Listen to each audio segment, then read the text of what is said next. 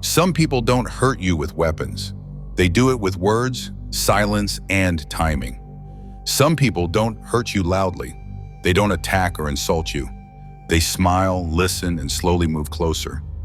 At first, everything feels normal, even safe. Then something shifts. You start doubting your words, your instincts, your confidence without knowing why. That silent damage is the most dangerous kind. Centuries ago, Niccolò Machiavelli warned about people like this. Ordinary individuals who understand power better than empathy. They observe, wait, and act only when it benefits them. This video isn't about fear, it's about awareness. Because not everyone who gets close to you wants what's best for you in this modern world. Machiavelli still matters today because human nature hasn't changed. Only the setting has. Power, ambition, jealousy, and self-interest still drive people, whether it's in offices, friendships, politics, or relationships. Centuries ago, Niccolò Machiavelli studied how people really behave, not how they pretend to behave. He understood that many people act kind on the surface while thinking only about advantage underneath. That insight is just as relevant now as it was then. In today's world, manipulation doesn't always look evil. It looks like networking, strategy, silence, or charm. People don't always fight openly. They influence quietly. Machiavelli teaches us to observe actions, not words, and to understand motives instead of trusting appearances. His ideas help us protect ourselves without becoming cruel or paranoid. This isn't about becoming heartless. It's about being realistic. When you understand how power works, you stop being easily used. That's why Machiavelli still matters today, because awareness is protection and distance is sometimes wisdom. Before we go any further, there's one rule you need to understand for this video. This is not about hating people, labeling people, or becoming cold and paranoid. Niccolò Machiavelli never taught blind distrust. He taught awareness. The goal here is not to cut everyone off. The goal is to know who deserves access to you and who doesn't. Every personality type we'll talk about today exists everywhere, at work, in families, in friendships, and even in romantic relationships. Some of these people are not evil. Some may not even realize what they're doing, but their presence in your inner circle can still damage your confidence, your reputation, and your peace of mind. That's why this video focuses on distance, not confrontation. You don't need to expose them. You don't need to fight them. You simply need to stop letting them get close enough to influence your life. Another important rule, don't judge people by their words. Judge them by patterns. Anyone can say the right things. Anyone can act kind for a short time. Machiavelli warned that actions over time reveal true intentions. If someone consistently benefits while you feel drained, confused, or diminished, that's information, not coincidence. This video is about self-protection through clarity. You can still be respectful. You can still be calm, but you must be selective. Not everyone deserves your trust, your emotions, or your loyalty. As we go through these three personality types, don't rush to label others. Instead, observe quietly. The moment you see clearly is the moment you regain control. Personality type 1, the calculated opportunist. The first personality type Machiavelli would warn you about is the calculated opportunist.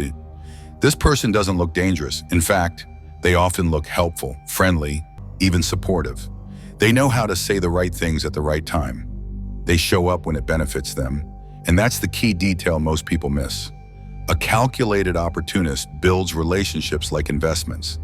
They don't connect for loyalty, friendship, or mutual respect. They connect for advantage. If you have something they need, information, access, status, influence, or skills, they are suddenly close to you. They listen carefully. They praise you. They make you feel valued. But the moment your usefulness drops, their interest fades. You'll notice a pattern if you pay attention. They are enthusiastic when you're winning and distant when you're struggling. When you succeed, they attach themselves to your success. When you fail, they quietly step back as if they were never involved. They don't confront you. They don't argue. They simply disappear or emotionally detach. That's not coincidence, that's calculation. Machiavelli understood this type well. He warned that some people don't form bonds, they form positions. They stay close not because they care, but because proximity gives them leverage. These people are patient. They don't rush. They wait for the right moment to benefit, then move without hesitation. In real life, you see calculated opportunists everywhere. In the workplace, they take credit when things go well and shift blame when things fall apart. In friendships, they call you when they need help but are unavailable when you need support. In social circles, they align themselves with whoever has the most power at the moment. Their loyalty always follows the strongest position, never the strongest bond. The danger is subtle. Being around a calculated opportunist slowly trains you to overgive. You start proving your value. You offer more, share more, help more, hoping the relationship will become mutual. It rarely does. The opportunist doesn't feel guilt. They feel efficiency. To them, emotions are tools, not commitments. Here's the warning sign Machiavelli would want you to notice. If someone's behavior changes the moment your status, usefulness, or influence changes, you're not dealing with a friend. You're dealing with a strategist. The solution isn't anger or confrontation. That only gives them information. The solution is distance. Reduce access. Share less.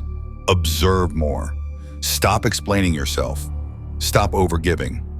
When the benefits dry up, the opportunist usually leaves on their own. And that's the real lesson here. You don't need to expose them. You don't need to defeat them. You just need to stop being useful without being respected. Because once someone only values what you provide, not who you are, closeness becomes a liability. And the next personality type is even more dangerous because they don't wait for opportunity. They create dominance. Personality type 2, the ego-driven dominator. The second personality type Machiavelli would strongly warn you about is the ego-driven dominator. This person doesn't hide their presence. You feel them the moment they enter a room. They command attention, shift energy, and subtly position themselves above others. At first, this can look like confidence, leadership, or strength. Many people are drawn to them because they appear decisive and powerful. But beneath that surface is a deep hunger for control. An ego-driven dominator needs to feel superior at all times. Conversations are not exchanges. They are competitions. If you share a success, they respond with a bigger one. If you express an idea, they correct it. If you shine, they dim the light. Not openly, not aggressively, but strategically. Their goal is simple: never let anyone feel equal. Machiavelli understood that people obsessed with dominance are dangerous because they don't seek cooperation. They seek hierarchy. In their world, someone must be on top and someone must be below. If you are close to them, they will eventually decide which position you belong in. And if you threaten their ego, even unintentionally, they will move to restore their sense of power. At first, the dominator may seem supportive. They may mentor you, guide you, even praise you in public. But pay attention to when that praise disappears. It usually fades the moment you gain independence or recognition. Your growth feels like competition to them, not progress. That's when control replaces encouragement. In everyday life, ego-driven dominators appear in many forms. At work, they interrupt constantly, take over meetings, and subtly undermine others' contributions. They position themselves as indispensable while making everyone else feel replaceable. In friendships, they dominate conversations and decisions. Where to go, what to do, what matters. Your preferences slowly disappear. In relationships, this type is especially damaging. They disguise control as care. They frame dominance as protection. Over time, you stop trusting your own judgment because they always know better. Your confidence erodes not through insults, but through constant correction and comparison. You feel smaller even though you can't explain why. One of the most dangerous traits of the ego-driven dominator is that they rarely see themselves as the problem. In their mind, they are strong, rational, and justified. Anyone who resists them is labeled difficult, ungrateful, or disloyal. This is how they protect their ego. Accountability feels like humiliation to them, so they avoid it at all costs. Machiavelli warned that power-hungry individuals do not tolerate equals for long. If they can't dominate you openly, they will do it quietly. They may control information, social access, or opportunities.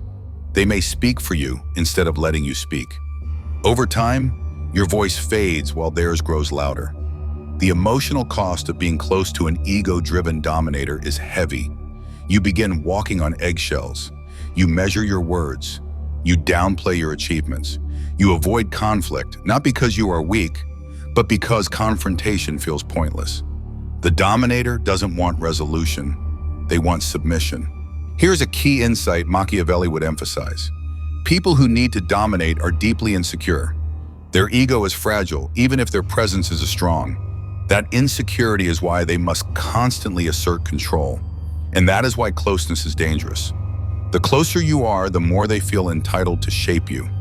So what is the right response? It is not confrontation. Challenging an ego-driven dominator directly often triggers retaliation. It becomes a power struggle, and that is a game they enjoy. The smarter move is strategic distance. Reduce emotional engagement. Stop seeking validation from them. Speak clearly, briefly, and without over-explaining. Most importantly, never tie your self-worth to their approval. That approval is conditional and temporary. The moment you no longer serve their ego, it will be withdrawn. Machiavelli believed that control begins where awareness ends. Once you see the pattern, you regain your power. If someone consistently needs to feel above you, they are not a leader in your life. They are a limiter. And the more space you give them, the smaller you become.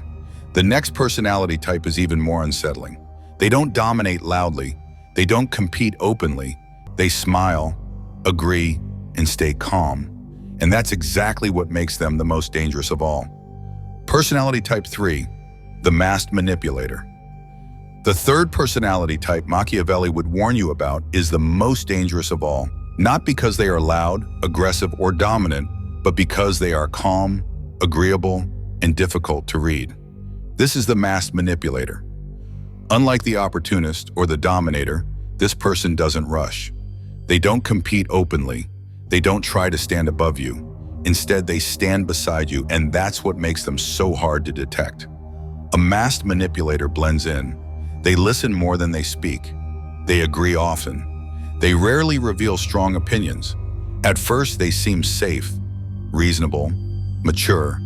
You feel comfortable around them because there's no obvious threat, no pressure, no conflict. But while you're relaxing, they're collecting information. They remember what upsets you, what motivates you, what you fear, what you want. They file it away quietly, not to help you, but to use later. Machiavelli understood that the most effective manipulation doesn't force behavior, it guides it. The masked manipulator doesn't push you. They nudge you, slowly, subtly, so subtly that you believe every decision was your own. This type rarely attacks directly. They work through suggestion, timing, and silence. They might plant doubt with a single sentence. Are you sure that person has your best interest at heart? They might withhold approval at key moments, or they might act supportive while quietly steering outcomes in their favor. When something goes wrong, they are never responsible. When something goes right, they are always nearby. In real life, masked manipulators appear trustworthy. In workplaces, they position themselves as neutral observers, while quietly influencing decisions behind the scenes. They pass information selectively. They frame narratives carefully. By the time you realize what's happening, alliances have shifted, and you're no longer in control of the story. In friendships, they play the role of the understanding listener. They let you vent. They validate your emotions. But over time, you notice your relationships changing. People pull away, misunderstandings appear, and somehow the manipulator always seems untouched by the chaos. That's because they never act openly enough to be blamed. The most dangerous thing about the masked manipulator is that they don't need power. They don't need attention. They need influence. And influence is strongest when it's invisible. Machiavelli warned that those who conceal their intentions are often the hardest to defend against, because you never know when you're being moved. Being close to this personality type creates confusion. You feel uneasy, but you can't explain why. Nothing they do is clearly wrong. There's no confrontation, no proof, just a growing sense that your choices no longer feel fully yours. That confusion is the trap. When you doubt your instincts, the manipulator gains ground. So what is the defense? It's not confrontation. Masked manipulators thrive on ambiguity. Calling them out often leads nowhere. The real defense is clarity and distance. Share less, reveal less. Keep boundaries firm. Watch actions, not tone. Pay attention to outcomes, not intentions. Machiavelli believed that power lies with those who see clearly. The moment you recognize manipulation without emotion, it loses strength. Distance removes leverage. Silence protects you, and awareness restores control. Not everyone who is calm is safe. Not everyone who agrees is honest, and not everyone who listens is on your side. Sometimes, the quietest people are the ones shaping the game the most. That's why Machiavelli's lesson is simple and timeless. When intentions are hidden, closeness is a risk. If Machiavelli were giving advice today, his message would not be about becoming ruthless or cold. It would be about becoming aware. He believed that most people lose power not because they are weak, but because they are unaware of how others operate. So the first thing he would advise is this: observe more than you speak. The less you reveal, the harder it is for others to use your words, emotions, or intentions against you. Machiavelli would also tell you to judge people by their actions over time, not by their promises or personalities. Anyone can appear loyal, kind, or supportive in short moments. What matters is consistency. If someone benefits while you feel drained, confused, or diminished, that is not bad luck. It is a pattern.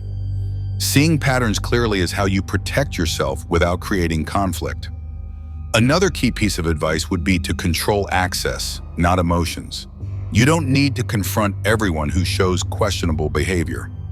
Confrontation often gives manipulators exactly what they want: attention, reaction, or information. Instead, Machiavelli believed in strategic distance. Reduce emotional exposure. Keep conversations neutral. Share less about your plans, fears, and ambitions. He would also remind you that respect matters more than approval. Approval is easy to give and easy to take away. Respect is built through boundaries. When you stop over-explaining, over-giving, and over-committing, you regain control. Calm consistency makes it clear where you stand without saying much at all. Most importantly, Machiavelli would advise you to remain balanced. Don't become suspicious of everyone. Don't harden your heart. Stay observant, selective, and composed. Wisdom is not isolation, it's choosing carefully who gets close enough to influence your life. If there's one thing to remember from this video, it's this: danger doesn't always announce itself. It doesn't always come loud, aggressive, or obvious. Most of the time, it arrives quietly, through comfort, through familiarity, through people who slowly earn access to your thoughts, your emotions, and your decisions. And that's exactly why Machiavelli's ideas still matter. Throughout this video, you've seen 3 personality types that don't ruin lives through force, but through proximity. The calculated opportunist uses you when it benefits them. The ego-driven dominator shrinks you to protect their pride. And the masked manipulator that shapes outcomes while staying invisible. None of them need to attack you directly. They only need to get close enough. Here's the uncomfortable truth most people avoid. Not everyone deserves access to you. Not everyone who smiles at you is safe. Not everyone who listens to you is on your side.